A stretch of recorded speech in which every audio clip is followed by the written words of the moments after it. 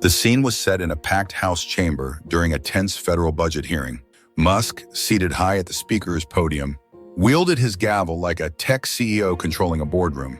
Roumie, the actor-turned-advocate known for portraying Jesus in The Chosen, stood calmly at the microphone, holding a thick folder and radiating quiet conviction. The tension was so thick you could feel it pulsing through the air. What Musk didn't know was that Roumie had been preparing for this exact moment, not for days, but for weeks. He had brought more than words. He had brought evidence. And when he finally spoke, even Musk's most loyal defenders wouldn't be able to justify what was about to unfold. Before we dive into this moment of reckoning, drop a comment telling us where you're watching from and hit that subscribe button. Because what you're about to witness is the moment a humble man with truth on his side stood up to one of the most powerful figures in modern politics and changed everything. The chamber buzzed with anticipation. Musk's allies lounged confidently, expecting just another symbolic disruption by a guest speaker. Democrats, faith leaders, and civil liberty advocates in attendance sat nervously, knowing that Roumie was about to challenge the speaker himself. But no one, absolutely no one, was prepared for what Jonathan Roumie was about to unleash. Musk raised his gavel with the smugness of someone unaccustomed to resistance. Cameras were rolling, C-SPAN was broadcasting live, and millions of Americans were tuned in. This wasn't just another hearing, it was about to become the political confrontation of the year. To understand why this clash carried such explosive energy, you need to know who these two men are, and why this moment mattered so much for the soul of American democracy. Jonathan Roumie isn't a politician. He's not a lawyer or a legacy name in Washington. At 50, he's an actor, a man of deep Catholic faith, and a quiet but unwavering advocate for justice. His work, particularly portraying figures of compassion and truth, had made him a beloved voice among young people, spiritual communities, and disillusioned voters tired of political performance. He came to Capitol Hill not with ambition, but with purpose. He'd seen how politics had become a machine indifferent to the people it was supposed to serve. And like many Americans, he was tired. Tired of corruption, tired of arrogance, tired of the way power silenced truth. He came not as a disruptor, but as a witness. And a witness comes with testimony. Elon Musk, on the other hand, symbolized a different kind of power, one rooted in technology, wealth, and ego. After a chaotic series of political upheavals, the billionaire and entrepreneur had maneuvered his way into the speaker's gavel, part stunt, part experiment, part takeover. His rule in the House was marked by erratic leadership, sweeping censorship of dissent, and a growing obsession with controlling both narrative and opposition. Musk's brand was domination. He used procedural tricks like code, fast, cold, efficient. Dissent was throttled. Microphones were cut. Debates were shortened. Opponents were mocked. He prided himself on being untouchable, his power flowing not from voters, but from influence, wealth, and a devoted online army. And he had a particular disdain for voices like Roumie's, gentle, principled, faithful. To Musk, they represented weakness. But today, that voice was about to echo louder than any algorithm he'd ever built. This wasn't a disagreement over policy.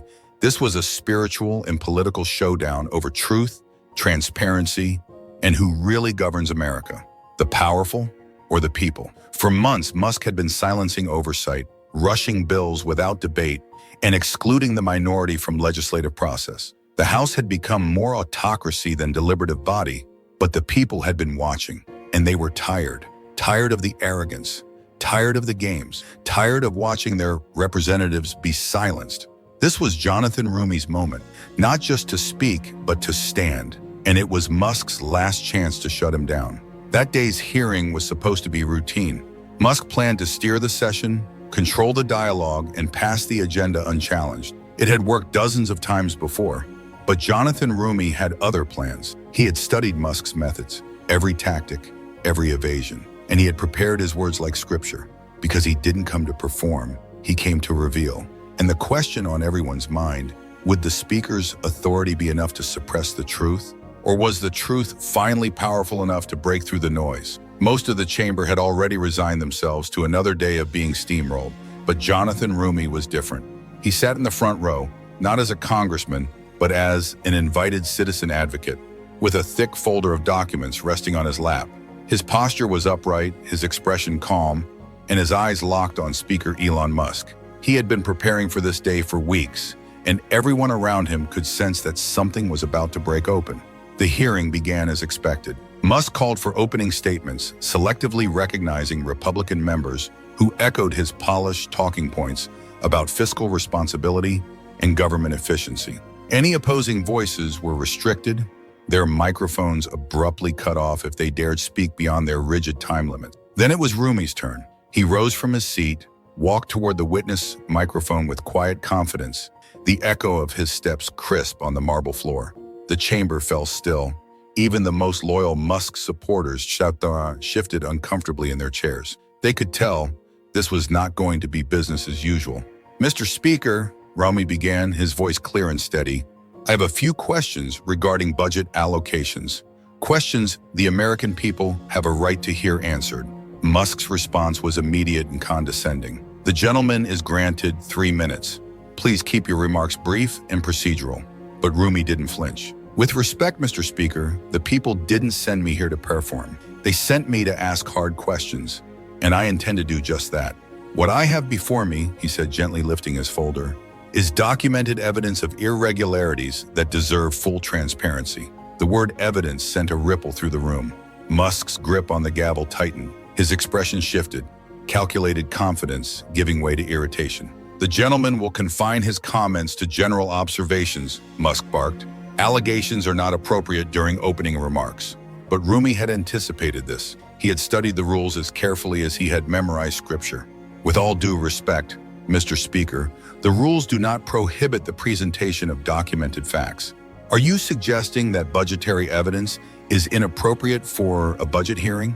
The question landed like a challenge. Musk stiffened. He wasn't used to being questioned, especially not by someone whose moral authority came not from power or politics, but from quiet conviction. "The gentleman will remain within the bounds of decorum," Musk snapped, raising his voice slightly. Roumie took a breath and replied calmly, "And what precisely makes truth indecorous? Are you afraid of what these documents might reveal?" Gasps, then noise. The chamber erupted. Republicans began shouting about rules and order. Democrats and members of the public broke into applause. The C-SPAN cameras caught every moment. Musk's composure cracked. He raised his gavel and slammed it down violently. "The gentleman is out of order. You will be silent or you will be removed." The threat cut through the room like a whip. It was Musk's ultimate move, total silencing. He had done it before to activists and whistleblowers, but Roumie stood his ground. He didn't raise his voice. He didn't step back. Instead, he looked Musk squarely in the eyes and said, "Are you threatening to remove a citizen for asking questions about public records?" Musk's face flushed red. "You're disrupting the proceedings. Security will—" "Let me get this straight," Roumie continued, his tone firm but composed. "You're threatening to have me physically removed for reading government documents? For advocating transparency? Is that the democracy we now live in, Mr. Speaker?" The word transparency struck like lightning. Musk prided himself on his image as a bold reformer.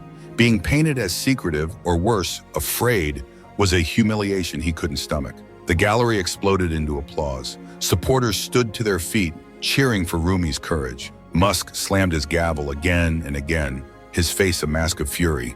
"Clear the gallery! Security! Clear it now!" But it was too late. The moment had already gone viral. Every word, every gesture, captured. #Roumie vs. Musk was trending within minutes. In the midst of the chaos, Jonathan Roumie did something powerful. He stepped back from the mic. Quietly, methodically, he opened his folder and began organizing his document. He didn't speak. He didn't shout. He let Elon Musk's rage speak for itself. The contrast was devastating. Musk looked like a man unraveling. Red-faced, yelling, pounding the table like a tyrant losing control.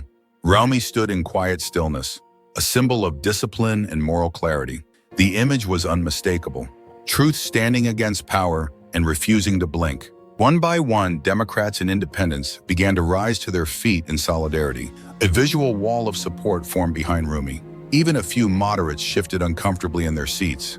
As the gallery was emptied and order supposedly restored, Musk made a fatal mistake. "The gentleman seems to think he can hijack this chamber with impunity," he sneered. "But I am the Speaker of this House, and I will not tolerate insubordination, regardless of background or personal crusade." The phrase "regardless of background" hung in the air like toxic smoke. It was a dog whistle. Everyone heard it. Roumie's eyes narrowed, but not in anger, in recognition. That was the moment he had been waiting for. Musk had just revealed the depth of his disdain, not just for the challenge, but for the kind of person who dared to make it. The room fell into hushed silence. Everyone sensed something irreversible was about to happen. And Jonathan Roumie, who had been patient, respectful, and composed, was now ready to speak the truth Musk had spent his career avoiding. He stepped back to the microphone. What came next would leave Elon Musk forever changed. The moment of truth had arrived. The House chamber was silent, eerily so, save for the soft whir of the C-SPAN cameras and the faint rustle of printed papers. Elon Musk sat at the speaker's podium, gavel in hand, wearing the confident smirk of a man who believed he'd once again silenced an inconvenient voice. But Jonathan Roumie was just getting started. He returned to the microphone with deliberate calm. His steps were measured, his presence unshakable. And when he looked up at Musk, his eyes didn't waver. There was no anger, no panic, only a serene authority forged through years of facing down giants far more terrifying than gavel-wielding politicians. "Mr. Speaker," Roumie began, his voice respectful but firm, "you just threatened to have me removed from this chamber for asking questions rooted in public record. And moments ago you alluded to my background, as if it somehow disqualifies me from holding truth to power on behalf of the people who invited me here today." Musk's eyes narrowed. He could feel the shift, but couldn't predict where it was heading. "I would caution the gentleman against making personal attacks," he said tersely. "Oh, Mr. Speaker," Roumie replied, unshaken. "This isn't personal. What I'm about to present are facts, and facts don't care about your feelings or your position." Then, with the calm of a seasoned prosecutor and the conviction of a man who had nothing to gain but justice, Roumie opened his folder and held up the first document for the chamber and the cameras to see. "This," he announced, "is a budget allocation request submitted by your own office. A request for $47 million in federal funds for a renewable infrastructure project in your district." Musk blinked, but said nothing. "That project was never completed," Roumie continued. "In fact, not a single job was created. But the money? It's gone, redirected into shell companies tied to your largest campaign donors, the same donors who've given you over $300,000 since you assumed office." The chamber erupted. Republicans shouted for order, but their cries sounded hollow next to Roumie's grounded presence. Democrats leapt to their feet in applause. C-SPAN's live feed didn't miss a second. Musk slammed his gavel in fury. "The gentleman will be silent. Security?" But Roumie cut in, his voice never rising. "Mr. Speaker, are you ordering my arrest for reading government records aloud? Is that what we've come to, where transparency equals insubordination?" Musk hesitated just for a second. And in that hesitation, Roumie struck with precision. He pulled out another sheet of paper. "This one," he said, "is a memo from your chief of staff addressed to a group of corporate lobbyists. It details quite explicitly how to buy access to your budget committee." The chamber went still. Then came a storm of gasps and shouts. Roumie read directly from the page. $50,000 for a committee hearing, $100,000 for an amendment, $250,000 for a floor vote. The room descended into chaos. Republican members shouted denials. Musk leapt to his feet, his face now beet red. "Those documents are classified.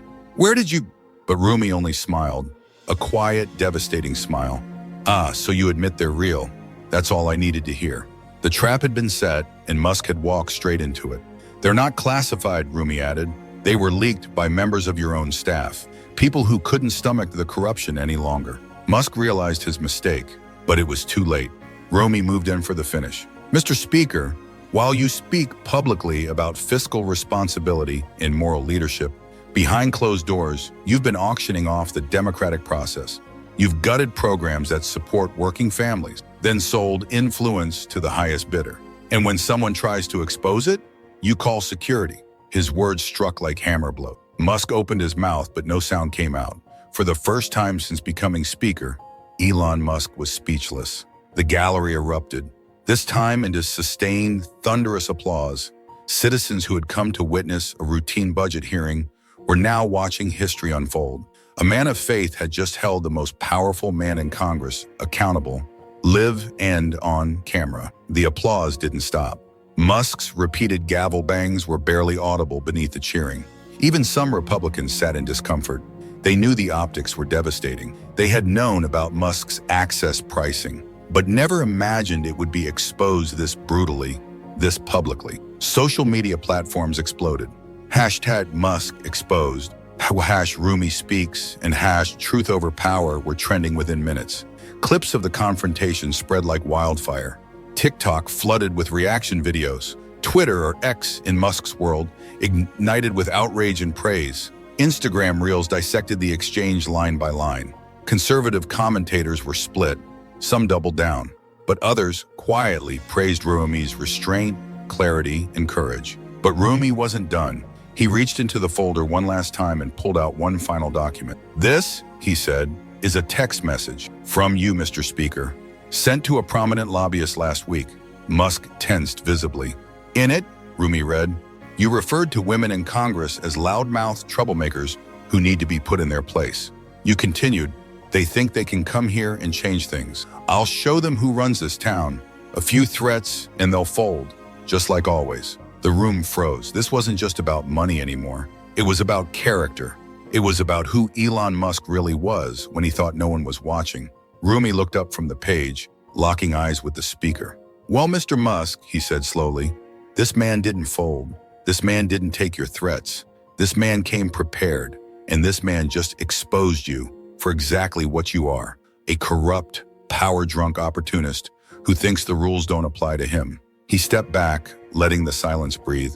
"You tried to silence the truth because you feared what it might reveal. Now the entire country knows exactly why you were so afraid." Musk sank into his chair, his face pale. His gavel rested untouched beside him. The Speaker of the House, the titan of tech turned master of politics, had just been dismantled by truth, by evidence, by one man who refused to be afraid. The text message was political suicide, and everyone in the chamber knew it. Jonathan Roumie looked directly at Elon Musk, his eyes ablaze with righteous clarity. "Well, Mr. Speaker," he said, "I have a message for you." He took a breath, then spoke, not with rage, but with precision. "This man didn't back down. This man did his homework. And this man just exposed you for exactly what you are, a corrupt figurehead who believes his power makes him untouchable." He paused. "You tried to silence me because you were afraid of what I might say. Now the entire country knows exactly why you were afraid. The truth has a way of coming out, Mr. Speaker. And to the end of today, the truth won."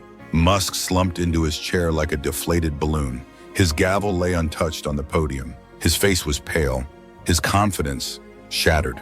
The man who had entered the chamber as an untouchable titan of politics and tech had been reduced to a disgraced figure, exposed by a quiet man with nothing but documents, conviction, and the courage to stand. The chamber erupted. Democrats stood cheering, applauding not just the revelation, but the restraint and strength it took to deliver it with such dignity. Citizens in the gallery clapped and shouted. Even a few members of the press, typically stone-faced, rose to their feet, a rare break in protocol that revealed just how extraordinary the moment truly was. Musk's allies sat in stunned silence. Some stared blankly ahead. Others whispered among themselves, trying to do political triage in real time. Republican members huddled in small groups, already wondering if Musk could survive this public implosion. As the hearing descended into confusion, with Musk unable to restore control, Jonathan Roumie stood firm and victorious at the microphone. The imbalance of power had shifted, not through votes or procedural tricks, but through the simple, undeniable force of truth, spoken aloud. The cameras caught everything. Roumie's calm voice, Musk's rising panic, the damning documents, the devastating silence after the final blow. The footage would be played and replayed for years, not just as political drama, but as a defining moment for a generation raised in cynicism and finally shown something different. This wasn't just a confrontation. It was a victory for democracy itself. The aftermath was unlike anything Washington had seen in decades. Within hours, the political landscape began to quake. Elon Musk's attempts to regain control of the hearing were pathetic. After sitting frozen for nearly 5 minutes, he finally managed to mutter, "The hearing will recess while we verify these documents." His voice lacked any conviction. The man who had once boasted of bringing disruption to Washington was now scrambling to buy time with bureaucratic platitudes. But it was far too late. Republicans began to exit the chamber quietly, dodging cameras and refusing to answer questions. Democrats, meanwhile, lingered, surrounding Roumie in a show of unity. They shook his hand. Some embraced him. Others simply nodded with solemn respect. Then came the real shock. Musk's own allies began distancing themselves. Several senior Republican lawmakers were overheard whispering about the possibility of a new leadership vote. A confidence vote, unthinkable just hours earlier, was now being openly discussed. Social media exploded. Hashtags flooded every platform. #Musk exposed, #Roumie speaks, #Truth to power, #The quiet rebellion. Servers crashed under the weight of video shares. The most viral clip? A 30-second sequence. Musk slamming the gavel with smug dominance, followed by his blank, speechless face as Roumie unveiled the final document. The contrast was brutal. It became an instant meme. TikTok was inundated with reaction videos from young people. Many had never seen a man take on power this way, without yelling, without spectacle, just calm, undeniable facts. Comments poured in. This is what courage looks like. Musk tried to bully a believer, and the believer won. We finally saw the system shake, and it was beautiful. Even Fox News, initially framing it as a disrespectful attack, had to reckon with their audience. The comment sections were filled with praise for Roumie. Their own viewers were siding with him. Every major outlet led with the story that night. CNN called it the day the chamber broke. MSNBC, David versus Goliath, the congressional version. Wall Street Journal, Speaker Musk's very public collapse. Analysts speculated openly about Musk's future.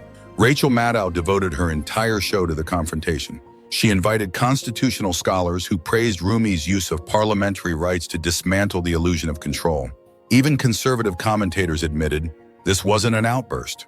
It was a calculated, prepared moment of reckoning. Tucker Carlson tried to salvage Musk's image, suggesting Roumie should have shown more deference. That backfired spectacularly. The internet dragged Carlson for attacking someone who had done nothing but calmly expose corruption. The consequences came quickly. Within 24 hours, 3 Republican lawmakers publicly called for Musk to resign. Lobbying firms cut ties with Musk's office. The House Ethics Committee announced an investigation into the documents. The FBI issued a statement that they were reviewing the matter for potential criminal violations. And several state attorneys general launched inquiries into misused funds in Musk's home district. He had become politically radioactive overnight. Meanwhile, Jonathan Roumie, an actor, a man of faith, a citizen who walked into the lion's den, had become a national figure.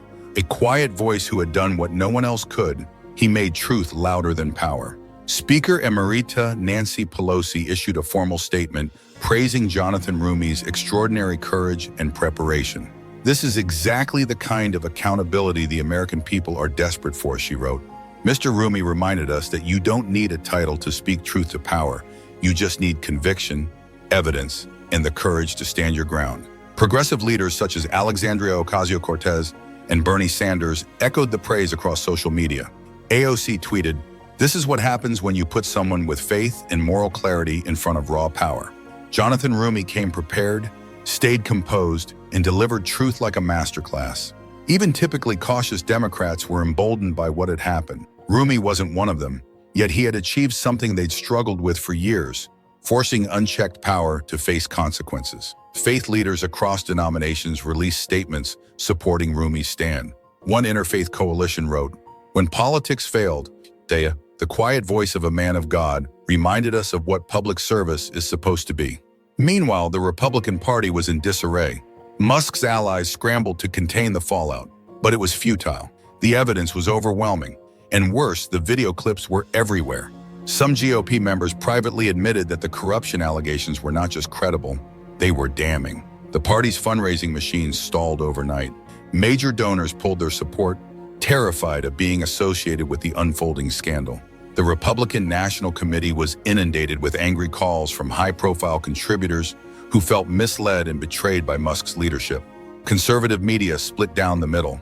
Some voices like Sean Hannity and Ben Shapiro attempted to paint Roumie as a theatrical outsider, but even their viewers pushed back. Others, like the Wall Street Journal editorial board, published a brutal op-ed titled "The Speaker's Integrity Crisis." openly calling for Elon Musk to resign. The House Ethics Committee wasted no time. They opened a formal bipartisan investigation into Musk's conduct, focusing on the documents Roumie had presented on live television. The committee's structure ensured that even Musk's Republican colleagues couldn't protect him from the process. Then came the federal layer.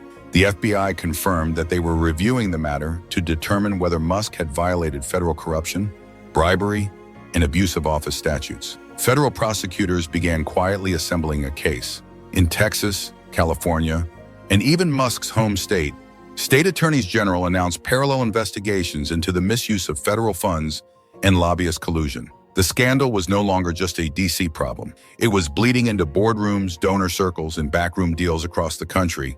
Polling data reflected the upheaval. Elon Musk's approval ratings collapsed, hitting historic lows. Even in tech-forward, libertarian-leaning districts, voters expressed disgust. The myth of Musk, the genius disruptor, had been dismantled by a man with a binder and a steady voice. In contrast, Jonathan Roumie's national profile skyrocketed. He wasn't a politician, he had no party machinery, but overnight he became one of the most respected voices in American public life. Clips of his confrontation were being played in classrooms. Political science professors began building case studies around his handling of power poison preparation. Young people were inspired. Faith-based voters, long alienated by partisan battles, saw something in Roumie that transcended politics, a moral center in a system that had long lost its compass. The confrontation had also electrified democratic organizing. Fundraising exploded. Campaigns across the country reported record donations from first-time donors referencing the Roumie moment. Strategists compared the surge to the 2018 midterm blue wave. Only this time the energy came not from a party platform, but from a single act of courage. It wasn't just about a scandal. It was about possibility. Could truth still matter? Could faith still mean action? Could one person still make a difference? Jonathan Roumie had answered those questions without ever raising his voice. This confrontation showed that even in an era of institutional decay and digital distraction, truth, preparation, and moral courage could still break through. Roumie's example broke the cycle of intimidation that had long silenced dissent. His calm dismantled chaos, his faith undid fear, and his words, delivered with clarity and humility, brought a titan to his knees. As the dust settled, one thing was clear. The speaker's power had collapsed, but democracy had stood. As the dust settled from the confrontation, it became undeniably clear. American politics had changed. Elon Musk's authority as speaker was permanently damaged. Even if he managed to survive the immediate firestorm, his ability to intimidate, silence, or manipulate opposition was gone. The myth of his invincibility shattered. In contrast, Jonathan Roumie had emerged not only as a national figure, but as a symbol of what political courage could still look like. His unwavering calm, moral clarity, and devastating precision had reminded the nation of something it had nearly forgotten. That truth, when spoken boldly and without fear, could still reshape the halls of power. Roumie wasn't a politician, but his performance, grounded in faith, preparation, and principle, ignited something across the country. Commentators began speculating about his future. Could he lead a movement, run for office? Or had he already done the most important thing? Prove that one person, armed only with evidence and integrity, could change the national conversation overnight? Democratic voters were energized. Republicans were humbled. And independents, so often skeptical of political theatrics, were moved by Roumie's sincerity. Though the balance of power in Congress hadn't officially changed, the dynamics had shifted irreversibly. The message was loud and clear. Democracy still works when people are willing to fight for it. Jonathan Roumie had shown that corruption could be exposed, bullies could be confronted, and truth could still triumph over power. For millions of Americans who had lost faith in their political system, the confrontation was a wake-up call. A moment that said, you are not powerless. The system isn't gone, but it needs you to speak, to stand, to show up. It was more than just a takedown of a speaker. It was a moment of hope in an age of cynicism, a victory for accountability in an era of impunity. As headlines continued to roll and social media remained ablaze with clips, threads, and hashtags, one truth became undeniable. The confrontation between Jonathan Roumie and Elon Musk would be remembered as a defining moment in American history. The day an actor, not by profession but by action, reminded a nation that in a democracy, those in power answer to the people. The courage Roumie showed that day inspired not just voters, but a new generation of leaders. People who saw, perhaps for the first time in years, that silence is a choice and that truth still carries weight. In a time when many had given up on decency, he showed that one man standing firm with the truth could still tilt the scales. The confrontation between Jonathan Roumie and Elon Musk will be studied for years as a masterclass in moral courage and civic accountability. It will be dissected not just in politics classes, but in pulpits, podcasts, and community halls as a reminder of what happens when preparation meets purpose, when humility meets injustice, and when one person refuses to let fear win. For those who witnessed it, whether in the room or on a screen, it was a reminder of what democracy can still be when leaders, citizens, and truth-tellers refuse to back down. A moment of light in a time of shadows, a victory for truth in an age of lies. If this story inspired you as it did millions of others, make sure to like, comment, and subscribe for more stories of courage, integrity, and truth in action. The battle for the soul of American democracy continues, and we'll be here to cover every step of it.